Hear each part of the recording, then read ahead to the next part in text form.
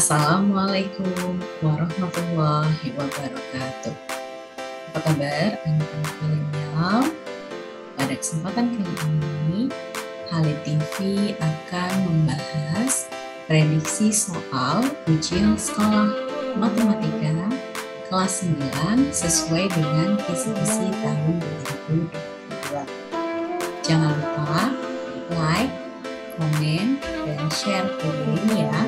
Selamat menyaksikan. Soal selanjutnya di part 2 ya. Nah, soal nomor 16. Jadi di soal nomor 16 yang ditanya median nilai ulangan matematika di bawah ini. Jadi sudah disajikan dalam bentuk diagram batang. Biasanya kalau kita mau cari median kan kita harus urutkan dulu dari data terkecil ke data terbesar. Cuman kalau misalkan sudah disajikan dalam diagram batang dan tabel, dia sudah otomatis terurut gitu ya. Jadi yang harus kita lakukan sekarang hanya totalkan saja frekuensinya. Ini kan yang dapat 5 ada 1. Ini ada 4. Sesuai dengan garis ya. Ini ada 5, ini 6, kemudian ini 3, ini 4. Kita total nih. Ini 10, 20, 23. Berarti total frekuensinya ada 23. Nah, masih ingat median ya? Median itu adalah nilai atau titik yang membagi data menjadi dua bagian sama banyak ya. Jadi kita kalau mau cari median harus tahu dulu posisinya. Jadi mediannya di sebelah mana gitu ya. Nah, kita tulis D 23, silahkan kita bagi 2. Kenapa dibagi 2? Karena median tadi memang membagi 2 data ya. Nah, 23 dibagi 2 itu adalah 11,5. Karena hasilnya nggak bulat tapi berkoma, kita bulatkan ke atas. Berarti ini data ke-12. Jadi median kita adalah data ke-12. Kita tinggal cari posisi. Jadi posisi ke-12 diisi oleh nilai berapa gitu ya. Total frekuensinya 1 tambah 4 itu 5. 5 tambah 5 itu 10. Berarti baru 10 nih. Nah, 10 sampai 6, 10 tambah 6 itu 16. Berarti posisi ke-12 diisi oleh nilai 8. Paham ya? Jadi soal nomor 17 ini peluang ya. 3 mata uang logam dilemparkan sekali secara bersamaan. Logam itu sisinya kan ada 2 ya. Jadi kalau nggak angka, kalau nggak gambar. Jadi kalau kita lempar cuma 1, kemungkinan yang muncul kalau nggak angka, kalau nggak pasti gambar gitu ya. Kalau kita lempar 2, berarti angkanya bercabang. Kalau nggak sama angka, sama gambar gitu ya. Gambarnya juga. Kalau nggak angka, kalau nggak gambar gitu. Ini kalau 2. Kalau 3 berarti kan tinggal ada cabangnya lagi gitu ya. Nah, kalau mau cepet, kamu bisa tulis kemungkinannya. Jadi kalau 3 mata uang logam dilempar, kemungkinan yang keluar apa aja? Angka 3-3-nya gitu ya. Terus 3-3-nya gambar, bisa jadi juga. Ini angka 3-3-nya kalau enggak angkanya cuma 2. Berarti angka gambar, angka gambar angka, atau gambar angka-angka. Nah, atau angkanya adanya cuma 1, angka gambar-gambar, gambar-gambar angka, gambar angka gambar. Nah, berarti di sini ada 8 kemungkinan nih ya. Nah, di sini yang ditanya apa? Peluang muncul paling banyak. Nah, kalau paling banyak 2 angka, berarti 3 angka nggak boleh nih. Ini bukan berarti. Ya. Berarti kita cuma boleh paling banyak 2 angka. Berarti 2 angka nih masuk ya. Paling banyak 2, berarti 1 boleh. Atau nggak ada sama sekali gitu ya. Berarti ini ada berapa? 1, 2, 3, 4, 5, 6, 7. Ada 7 dari berapa kemungkinan? Dari 8 kemungkinan. Seperti itu ya. Ke soal nomor 18. Jadi ini udah masuk bentuk akar ya. Bentuk rasional dari 7/2 dikurang akar 3. Jadi kalau kita mau merasionalkan, ini caranya itu kalikan akar sekawan. Nah, sekawan itu kalau di sini bilangannya tetap 2 dan akar 3, cuman bedanya di tanda. Kalau di sini tandanya negatif, nanti kita pengalinya jadi positif. Kita tulis dulu soalnya. Di sini 7/2 dikurang akar 3 dikali 2 plus akar 3/2 plus akar 3. Jadi kalinya atas bawah ya, nggak boleh atas aja, nggak boleh bawah aja. Kita kali dulu satu-satu. 7 dikali 2 itu 14, ditambah 7 dikali akar 3 itu 7 akar 3 per. Nah, di sini bilangannya sama, cuman beda tanda nih, yang ini nih. Ya. Nah, kalau cuman beda tanda, kita kalinya nggak usah pelangi, satu-satu aja.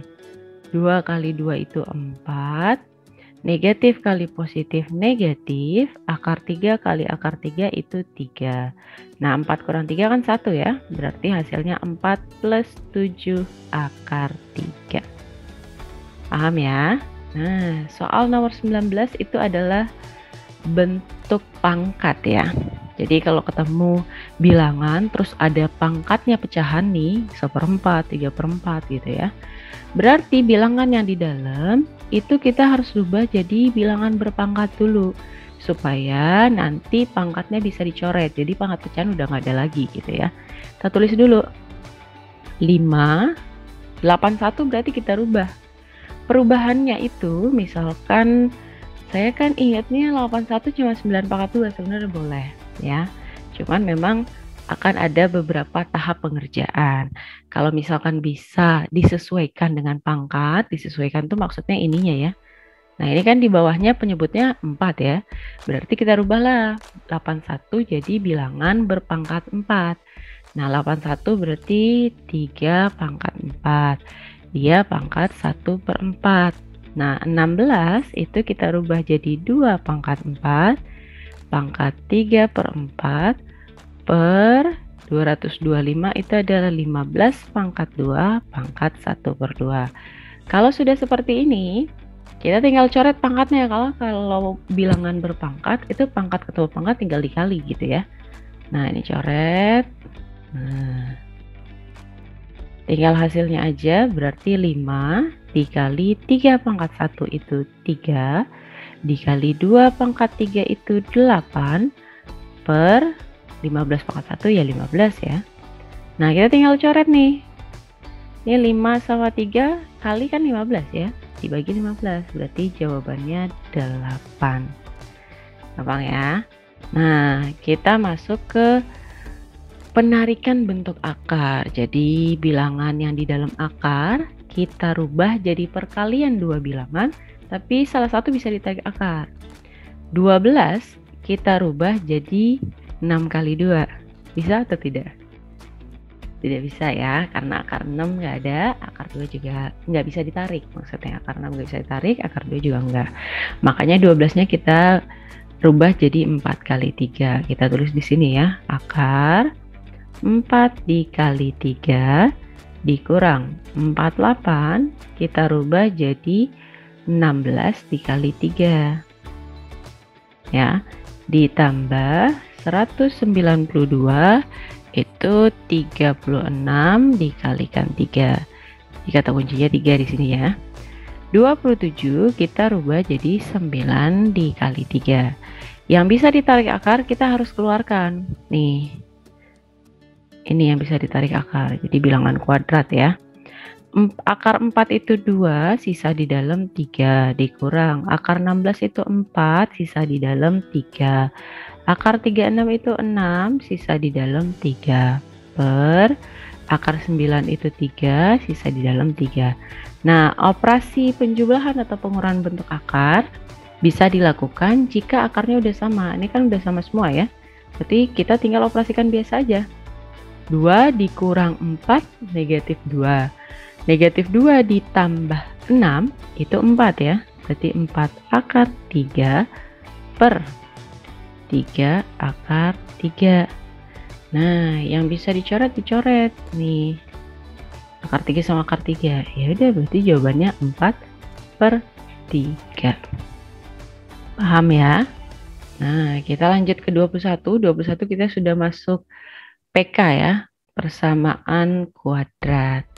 Jadi di sini salah satu penyelesaian dari PK 3x kuadrat dikurang 13x ditambah 12 sama dengan 0. Nah, yang masih ingat PK di sini kan di depan x kuadrat itu kan biasanya A ya disimbolkannya. Nah, A-nya tidak sama dengan 1. Nah, berarti langkah awalnya kita kaliin dulu depan dan belakang. 3 dikali 12 itu 36. Ini patokan kita nih. Nah, bikin dulu kurungnya.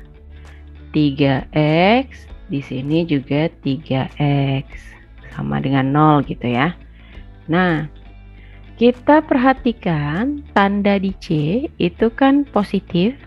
Berarti di sini tandanya pasti kalau nggak positif sama positif, ya kalau nggak negatif sama negatif. Yang penting tandanya sama. Jadi kalau dia positif C-nya, tandanya sama. Kalau negatif berarti beda ya. Nah, karena di tengah, di B-nya itu negatif, berarti tandanya pasti sama-sama negatif. Sekarang kita tinggal cari.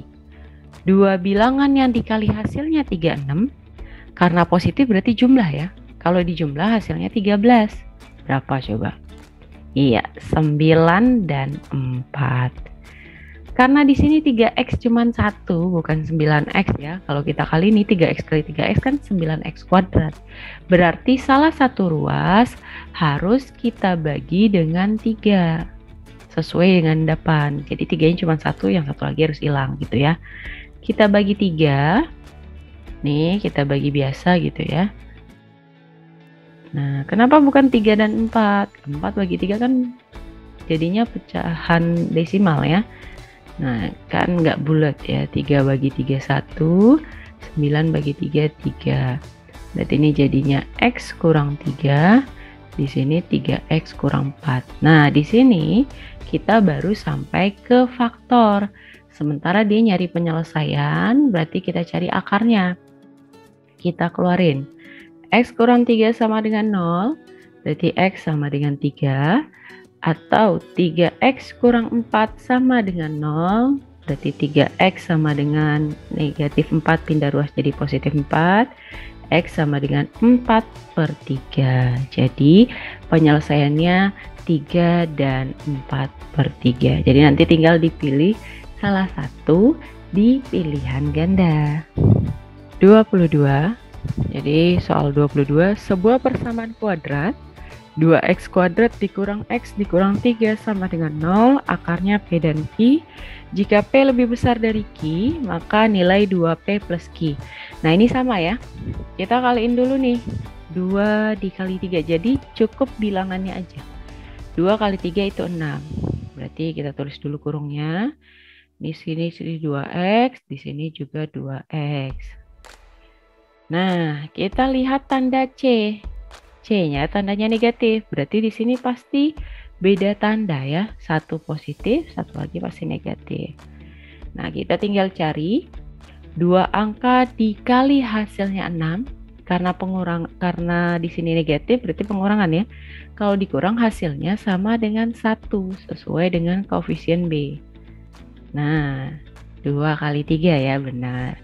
Nah, tapi di mana 2, di mana 3? Lihat tanda dari yang di tengah. Kalau tandanya negatif, berarti bilangan terbesar taruh di tanda negatif. Kalau tandanya positif, berarti bilangan terbesar taruh di tanda positif. Berarti 3 di sini, 2 di sini. Sama kayak tadi, kita harus cari akarnya dulu. Nah, sebelum kita mencari akar, di sini salah satu harus kita bagi dengan 2, karena 2-nya cuma boleh 1 ya. Ini bagi 2 nih. Nah, 2 bagi 2 1, 2 bagi 2 1. Berarti faktornya jadi X plus 1 dan 2X kurang 3 sama dengan 0. Kita pisahkan. X plus 1 sama dengan 0, berarti X sama dengan negatif 1. Atau 2x kurang 3 sama dengan 0, 2x sama dengan positif 3, x sama dengan 3/2. Nah, di sini dibilang P lebih besar dari Q. Berarti yang paling besar itu P, yang kecil itu Q. positif dan negatif udah pasti besar positif ya. Berarti ini P, ini yang Q-nya. Nah, yang ditanyakan ini 2P plus Q. Berarti 2 dikali 3/2 ditambah Q-nya negatif 1. Bisa kita coret, berarti 3 positif kali negatif kurang 1 berarti 2. Cukup mudah ya. Nah, masih sama, masih PK ya. Jadi di sini dia bilang PK 4x kuadrat tambah 13x kurang 16 adalah A dan B penyelesaiannya. Maka nilai A kuadrat tambah 2AB tambah B kuadrat. Yang masih ingat nih PK, A kuadrat tambah 2AB plus B kuadrat ini adalah penjabaran dari A plus B dikuadratkan atau A ditambah B dikali A tambah B. Kalau kita kalikan, kali pelangi, itu pasti dapatnya A kuadrat ditambah 2AB tambah B kuadrat. Nah, di PK kan ada ketentuan yang akarnya ditambah sama akarnya dikali gitu ya. Jadi kalau X1 ditambah X2, penyelesaian pertama ditambah penyelesaian kedua itu rumusnya negatif B per A. Nah, kalau X1 kali X2 itu rumusnya C per A. Kita ingat-ingat bentuk umum itu kan A di sini, ini B, ini C. Jadi ini adalah patokan yang akan kamu pakai. Jadi A plus B dikuadratkan, berarti akarnya ditambahkan ya. Rumusnya yang ini. Negatif B per A dikuadratkan. Nah, berarti kita tulis negatif, B-nya di sini 3 per A-nya 4. Kuadratkan. Negatif dikuadratkan positif, 3 kuadrat itu 9, 4 kuadrat 16. Ya udah, berarti jawabannya 9 per 16. Mudah ya? Ke soal 24. 24, P dan Q adalah penyelesaian dari PK 2x kuadrat ditambah 3x dikurang 4 sama dengan 0. Yang di sini ditanya PKB, persamaan kuadrat baru yang akar-akarnya sekarang ganti nih, 3x sama 3Q, 3P sama 3Q. Jadi kita buat dulu komposisi PKB, persamaan kuadrat baru. Persamaan kuadrat baru itu komposisinya X kuadrat dikurang X1 tambah X2 kali X ditambah X1 kali X2 sama dengan 0. Jadi tugas kita cari kalau akarnya ditambah hasilnya berapa, akarnya dikali hasilnya berapa, baru disubstitusi. Nah, tidak ada yang baru jika tidak ada yang lama. Jadi yang lama ini adalah patokan kita ya. A, B, C-nya ya. Di sini ada A, ini ada B, ini C-nya. Kita cari dulu nih yang pertama. Yang pertama itu X1 tambah X2. Yang sebelumnya ya. Sama dengan negatif B per A. Nah, ini hasilnya X1 kali tambah X2 itu negatif B per A. Kita tulis dulu X1 tambah X2. Akar pertamanya itu 3P.